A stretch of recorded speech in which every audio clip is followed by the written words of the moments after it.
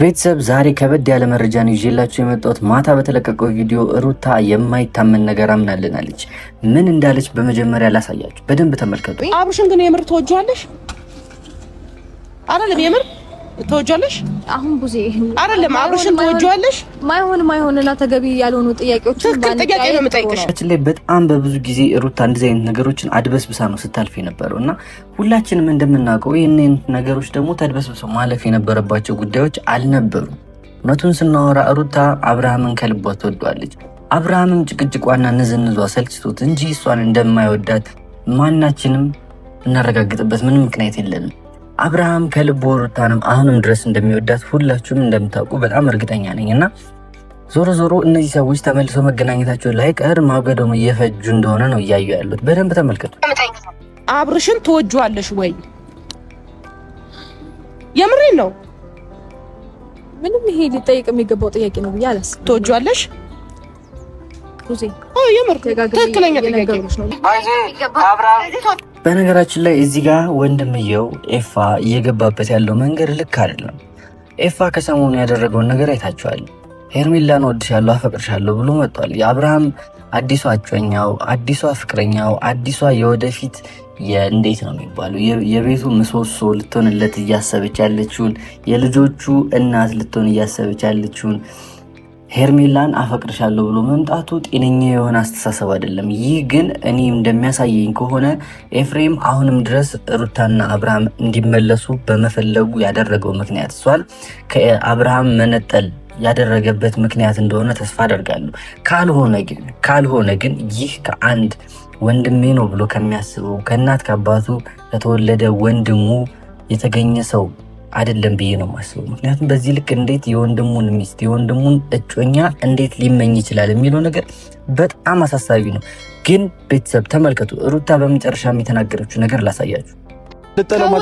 አይደለም ከወደድሽው የልጅ አባት ነው። እንዴት ነው ልጠላው? በቃ ከወደድሽው የሰው ልጅ ለወደደው ነገር ደስታ ይሞታል። ይሄን ታውቂያለሽ? አንቺ ከወደድሽው የኔ ካልሆንክ በግድ አይባልም። ደስታ ያስደስተኛል ነው የሚባለው ለሚወደድ ሰው። ደስታውን እኮ እንግዲህ አየን ነው አይደል? እንዴት ደስታውን ያስደስተኛል እንጂ የኔ ካልሆንክ ሰርዶ አይብቀል ወይ ትሞታለህ ወይ ትጠፋለህ አይባልም። ለሚወደውና ለሚፈልገው ነገር ነው የሚተወው። እንዲያውም እኔ የምትወደው ከልቡ የምትወደው ሴት ለሚፈልገው ነገር ትተዋለች ብዬ ነው የማስበው። አንቺ ጋር ግን የምር ፍቅር ካለ አንቺ ጋር እልህ ከሌለ ይሄንን አታደርጊም። የበፊቷ ሩታ እንዳልሆንሽ ተደጋግሜ ነግሬሻለሁ። የበፊቷ ሩታ ምን አይነት ልጅ ነበረች? እንዴ አይደለችም። ምን አይነት ልጅ ነበረች? እንዴ አይደለችም። አንተ ዝም በል። የወንድም ምን እንደምትፈልግ አይገባኝም። ሰላም፣ እንዴት አላችሁ? ሸገር ሪያክት ዛሬም ተመልሼ መጥቻለሁ። ለእናንተ እንግዲህ እና አብርሽን ጉዳይ ከሰሞኑ በትኩሱ እያደረስኩላችሁ ነውና ዛሬም ለእናንተ እንግዲህ ይዤላችሁ የመጣሁት ሩታ ያልተጠበቀ ነገር አድርጋለች። ያልተጠበቀው ነገር እንግዲህ በቪዲዮ መሀል ላይ በደንብ እንግዲህ የማስረዳችሁ ይሆናልና እስከ ቪዲዮ መጨረሻ ድረስ ደግሞ አብራችሁን ቆዩ። ሀሳብ አስተያየታችሁን ደግሞ ኮሜንት ላይ እየጻፋችሁልኝ ቤተሰባነታችሁን አሳዩኝና ቻናሉንም ሰብስክራይብ አድርጋችሁ አሁን ካለበት ደረጃ ከፍ እንድታደርጉት በትህትና ጠይቃለሁ። ለእናንተ ምንም ማለት ስላልሆነ ቤተሰብ ይህን ነገር የምጠይቃችሁ። ወደ ቪዲዮአችን እንገባለን። ሁሉም ነገር ከዚህ በኋላ መስመሩን ይይዛል ቤተሰብ፣ ሁሉም ነገር። ምክንያቱም ሩታ ፈልገውም ይሁን ሳትፈልገው አምናለች። ያመነችውን ጉዳይ ምንድነው? አብርሃምን አሁንም ድረስ እንደምትወደው በልጇ አማኝታ እንደምትወደው ተናግራለች። በቃ እኛ መስማት የምንፈልገው ነገር ይሄንን ነው። ግን አብርሃም አሁን በዚህ ሰዓት እንደዚህ አይነት ነገሮችን ለማድረግ ዝግጁ ነው ወይ የሚለው ነገር ሁላችንን ያሳስበናል። አብርሃም በዚህ ሰዓት ከሄርሜላ ተለይቶ መጥቶ እንዴት ነው ሩታ ጋር መሆን የሚችለው?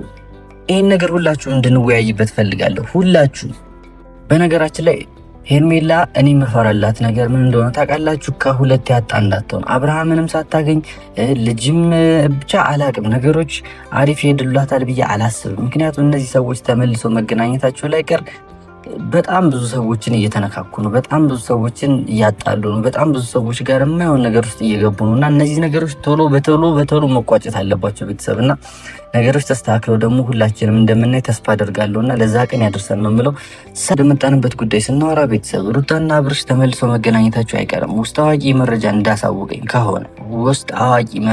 እንዳሳውቀኝ ከሆነ በጣም በቅርቡ እንዳልኳችሁ በጣም በቅርቡ የልዑል 7ኛ ወር ላይ የ7ኛ ወር የተወለደበትን በማክበር በሚል ሰበብ ሩታና አብርሽ ተመልሰው አንድ ላይ የሚገናኙበት ነገር እንደሚፈጠር ተስፋ አደርጋለሁ። እነዛም ነገሮች ደግሞ ይፈጠራሉ። መኑ ሄርሜላና ኤፋም ደግሞ የጀመሩት ነገር ምንም አይነት ነገር እንደሌለ በዛሬው መረጃ ድራሽ እንደነገረኝ ምንም አይነት የተለየ ነገር እንደሌለ አብርሃምን ከሩታ ጋር ለመመለስ ያደረገው ጥረት እንጂ ሄርሜላና አብርሽን ለመለያየት የሚያስኬድ ነገር ነው እንጂ ያደረገው እዚህ ጋር ምንም የተለየ ነገር እንደሌለው ነው የምነግራችሁና ያን ነገር እናንተም በደስታ እንደምትቀበሉት ተስፋ አደርጋለሁ። ምክንያቱም እነዚህ ሰዎች ተለያይተው እንዲቀሩ የማትፈልጉ በጣም ብዙ ደጋግ ኢትዮጵያውያን ስላላችሁ ያን ነገርም ደግሞ ሁላችንም እንዲሆን የምንፈልገው ነገር ስለሆነ ብዬ የማስበው ነው እና ያን ነገር እንዲሆን ሁላችሁም በጸሎት እንድታግዟቸው ፈልጋለሁ። እነዚህ ሰዎች ተመልሰው አንድ ላይ መገናኘት አለባቸው። ልጅ ያለ አባት ያለ እናት ማደግ ስለሌለበት እነዚህ ሰዎች ደግሞ ተለያይተው መቅረትም ስለሌለባቸው ነው እና በጣም እንደሚዋደዱ በዛሬው ቪዲዮ እንግዲህ አይተናልና ሩታ በጣም አብርሃምን እንደምትወደው በጣም በእርግጠኝነት መናገር እችላለሁ።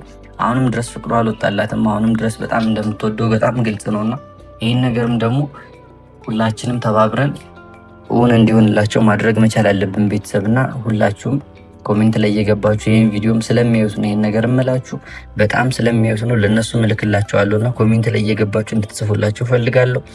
ቤተሰብ ለዛሬ ይዤላችሁ የመጣሁት ቪዲዮ ይህን ይመስል ነበረ። በቀጣይ በሌላ ቪዲዮ እስከምንገናኝ ድረስ በያላችሁበት ቸር ያቆይልኝ፣ ክፉ አይንካችሁ፣ ሰላም ነው።